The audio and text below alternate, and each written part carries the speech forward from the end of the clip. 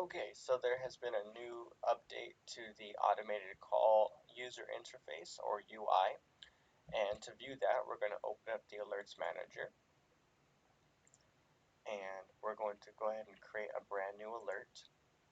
And so we're going to toggle automated call and head over to the automated call tab, and we're going to see a brand new UI here. Essentially all that's entailed is it just looks different. There's a couple more checks to make sure that everything entered is correct, and we have a new limit on how many characters we can type in for our text to speech option.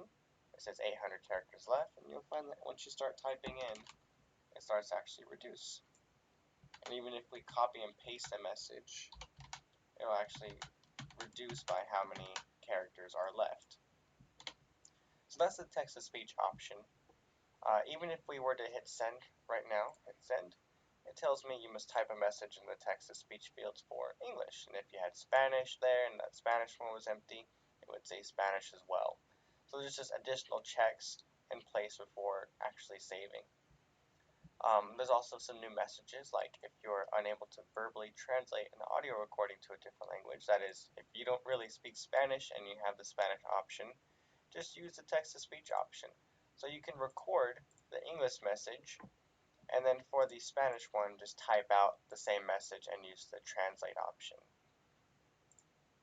Now for recording, you'll find that we have some new interfaces for this as well. The option to delete recordings is available.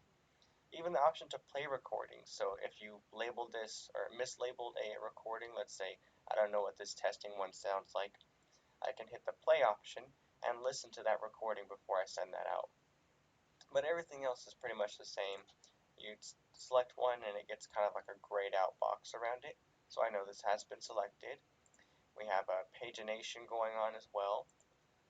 So rather than let's show all recordings, we just have all of them showing all the time, but only 3 at a time are showing. Naturally, you can still search for recording as well. And if you're looking to create a new one, we hit new, and we have a new UI for this as well. It's a new message, so we have extended this. Before it was about 10 seconds long of recording, and we found that 10 seconds was not enough, so we've played around with this value a bit, and we think 30 seconds is pretty good. If you can't get a message out in 30 seconds, you probably should look into maybe a text message, which is a more permanent form of sending. So you were given about 30 seconds to record your message, after which time the recorder will forcibly stop recording. And then if you happen to stop the recording and you hit play again, it will be restarted, not resumed. So there's not a pause function, it just restarts the recording function.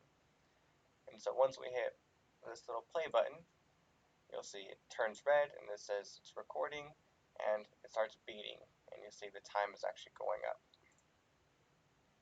Okay, so now we see this track actually fill in, and you can actually hit play and listen to what you've just recorded. So a couple notes about that is that if I hit save recording, it should tell me that I need a name for this.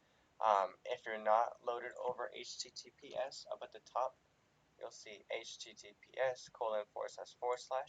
It'll tell you that you need to load it over HTTPS. That's not an us thing, that's just a browser thing.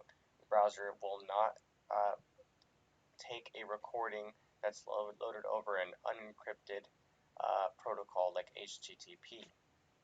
If I take that off HTTP, that won't let me actually record anything. Another issue that you might run into is if your mic is not connected, you won't be able to record either for obvious reasons, but it'll actually tell you it can't pick up your microphone for some reason. Say it's not plugged into the correct USB port or something like that. And so those are the significant differences. There's no real changes to how alerts are sending out. We do have an upcoming update for that as well, so that actual audio is played whenever the phone call is received. But this is just changing around how simple and how clean the interface is.